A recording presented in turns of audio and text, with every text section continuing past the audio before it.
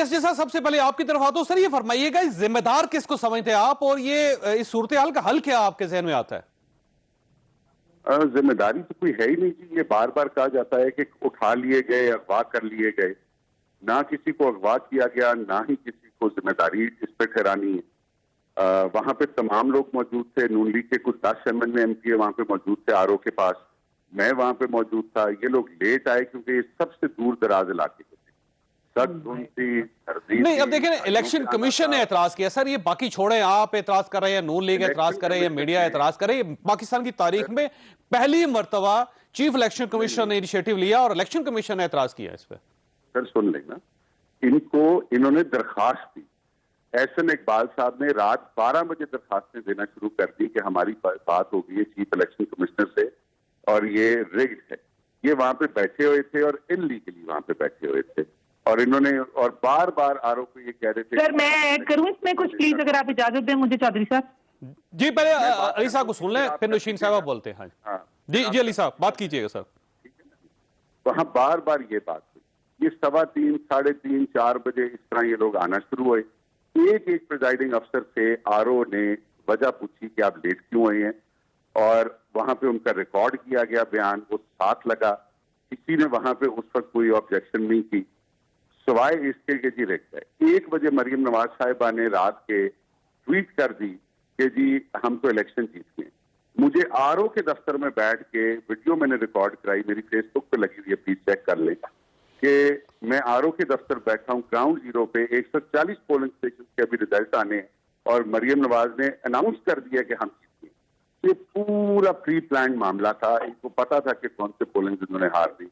अच्छा, वैसे अली असगर साहब एक सवाल और भी है कि आप देखें ना, नताइज देखें कि 35% टर्न आउट है, 30% टर्न आउट है, और अचानक ये 20 हल्कों के अंदर 80% से 90%, तो ये एतराज तो किया जाता है ना फिर। ना 80% है जी, ना 90% है। प्लीज ये ऑन रिकॉर्ड है सर जावेद भाई, ये प्लीज चेक कर लीजिए। सर वेरी कर रहा है ना, 50 से ऊपर है हर तरफ से। जी जी बिल्कुल वेरी कर रहा है। शहर हमारे गोंद में 2 बच्चे शहीद हुए।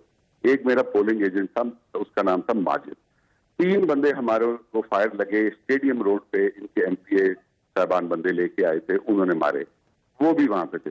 फिर हरासा हो गया जिसकी वजह से बाकी वैसे ये पंजाब में हुकूमत किसकी सर? ये वैसे अली असगर साहब एक सवाल ये भी है कि किसकी गवर्नमेंट है पंजाब के अंदर? आपको भी पता है जी, मुझे भी पता है किसकी गवर्नमेंट। तो क्या गवर्नमेंट एफिशिएंट नहीं थी उस वक्त? इनएफिशिएंट थी नहीं वहां पे, वो कंट्रोल करती हालात को? बस ये जब अगर प्री प्लान करके ऐसी चीजें की जाए ना तो फिर ऐसा ही मामला होता है। जी नौशीन साहब आप फरमाइएगा, किसको जिम्मेदार समझती हैं आप? सर पुलिस को, गवर्नमेंट को, वज़ीर आला साहब को, वज़ीर आज़म साहब को, और लोकल बॉडी जितनी भी है। नहीं तो हल इसका क्या है, आपके जहन में क्या आता है? सर हल यही है जो अब इलेक्शन कमीशन करेगा, जो वो अब डिसाइड करेंगे, हल वही होगा sir. We have given our facts with the evidences with the footages, और हम लोग सुबह जब पेश होंगे हम अपनी जो सारे फैक्ट्स एंड फिगर्स पे बात करेंगे, फिर उस पर ये जवाब। अच्छा, वैसे आपका क्या ख्याल है, ये प्रिजाइडिंग ऑफिसर्स कहां चले गए थे? 23 प्रिजाइडिंग ऑफिसर्स का जिक्र किया जाता था, 20 के बारे में तो ये कहा जाता था बिल्कुल ही गायब हो गए, तो ये कहां चले गए थे टोटल? सर देखें, इन्होंने अभी एक बात की कि जी वो दूर दराज के इलाकों से थे। हमारा जो PP 41 का लास्ट इलाका है वो है सर किला कालर वाला, जो नारोवाल बाउंड्री टच करता है। वहां से रिजल्ट आ गए, उसके आगे से रिजल्ट आ गए जो सेंटर वाला PP थी, और जो बिल्कुल PP 40 का एंड वाला था, जिसमें हमारा एक तो गांव है जिस तरह जज्जा, उसका जज्जा है, फिर उसमें हमारा किकर वाली है, उस तरह के है, संगर वाला है।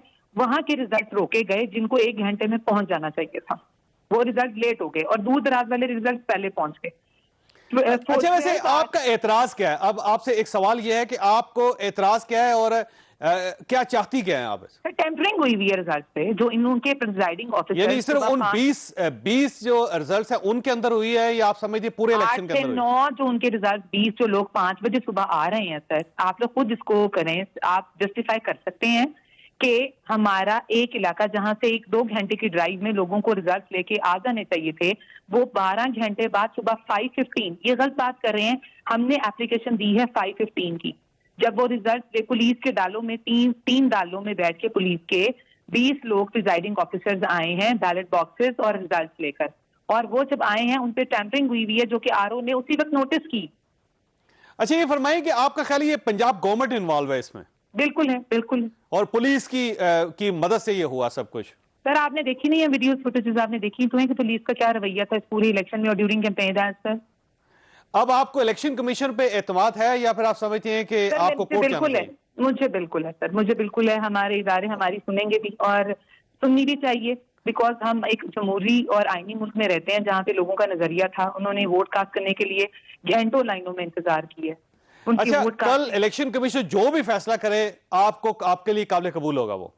सर मैं फैक्ट एंड फिगर्स पे बात करूंगी जी।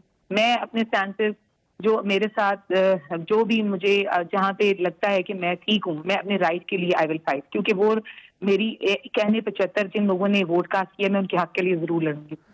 अच्छा, ये फरमाइएगा कि आप ऐसे पीटीआई को जिम्मेदार समझती है या फिर आप इलेक्शन कमीशन को जिम्मेदार समझती है या फिर आप किसी और को जिम्मेदार पीटीआई को समझती? बिल्कुल जिम्मेदार समझती हूँ। पीटीआई की गवर्नमेंट ने हर वो हथकंडा इस्तेमाल की है जिससे हमारे वोटर को डराया गया है, धमकाया गया है, हरासमेंट हुई है।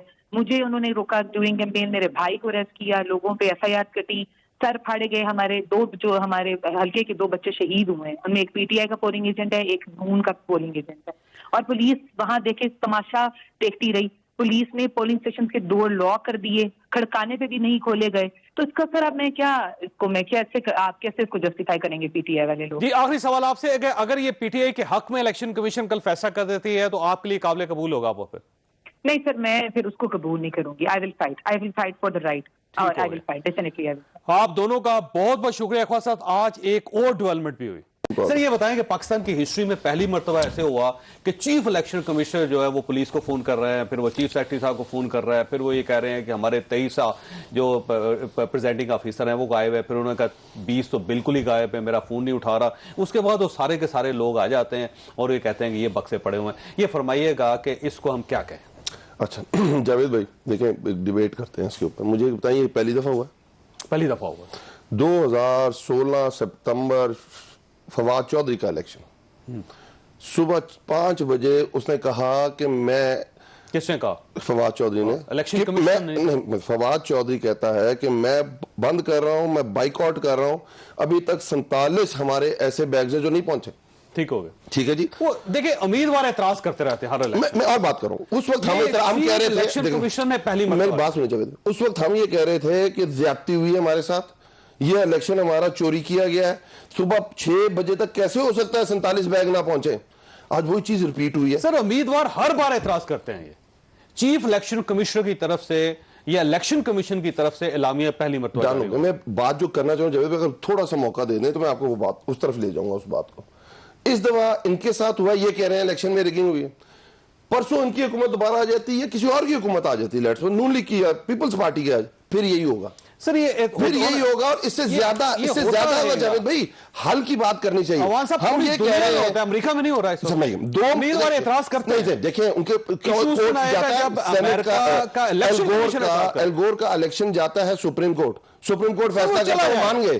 अगर सर इस तरह करें जावेद भाई, अच्छा नहीं करता। मुझे एक बात बताएं, 2013 का इलेक्शन होता है, 10 बजे मियां साहब ऐलान कर देते हैं कि मैं जीत गया हूं, उसमें से 4 हल्के हम खुलवाते हैं, 3 हल्के में धांधली नजर आ जाती है। क्या सर वो क्या मैं कहता हूं कि उम्मीदवार करते हैं पार्टी उम्मीदवार। सर फिर ये बात मैं आपको फिर ये कह रहा हूं, इसका मतलब जवाब डाला इलेक्शन कमीशन ने, बेचारगी को तस्लीम कर लिया इलेक्शन कमीशन। देखिए सर, फिर मैं यही बात करने, अगर वो अपनी बेचारी तो हमें उसको ठीक करना है ना। मैं ये बात कर रहा हूं, सबसे पहले आप तो सेनेट इलेक्शन में आप बैठ के 3 मार्च को मुझे यही कर रहे होंगे, जावेद भाई भी इलेक्शन कमीशन ये कह रहे हैं कि चीफ सेक्रेटरी, उससे मेरा फोन नहीं सुना, एक बार कॉल हुई, उसके बाद गायब हो गया। आईजी उन्होंने मेरी कॉल अटेंड नहीं की। तो सबसे पहले आईजी पंजाब और चीफ सेक्रेटरी से नहीं पूछना चाहिए सर? फखरुद्दीन जी इब्राहिम ने इस्तीफा दे दिया था, क्यों दिया था?